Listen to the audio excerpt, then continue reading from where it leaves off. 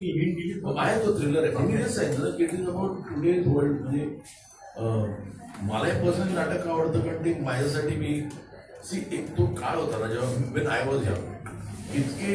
इतकी माध्यमं होती, OTT नव्हतं, इतक्या वेबसिरीज नव्हत्या. आपल्याकडे 13 एपिसोडची एक सिरियल यायची आणि ती पण एका चॅनलवर 1 किंवा 2 असायच्या. ऍक्टर्स आम्ही एवढे वसाभर एक रोल म्हटलं त्याची जसे गिधाडं तोडून पडतात ते सगळे जायचे. त्यामुळे आम्हाला स्कोप नव्हता. आज तसं आजचे ऍक्टर जे येतात ना त्यांना तसं फॉर्च्युनेट आहे की इतके दालन उघडे.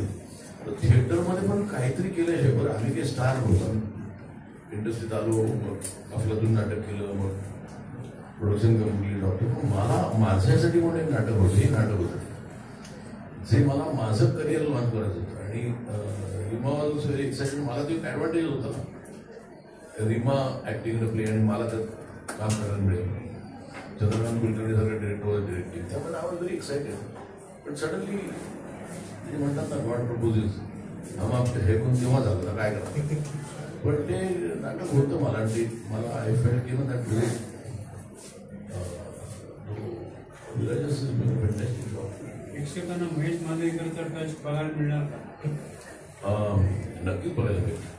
मला थोडंसं काय असं की आज मी देशात बाहेर जातो, तिकडचं ब्रॉडवे बघतो, तसं वाटतं की आपण तिथे जायला पाहिजे. आता ते शक्य होणार नाही, पण आता मी तेच म्हणतो की स्विच ऑफ फॉर्च्युनिटी. म्हणजे आपण अंबानी, अडानी किती पैसे कमावतात सगळं बघतो, पण एक बाई एवढं सगळं करून एक थिएटर बघतो, त्याचं कौतुक खूप आहे. मी तिकडे जातो, नीता म्हणलं काय बनवलं पाहिजे. तर तिथे एक आपलं मराठी नाटकाचं ओपनिंग व्हावं आणि जे साधारण एक 6 महिने एका ठिकाणी चालावं असं खूप इच्छा आहे.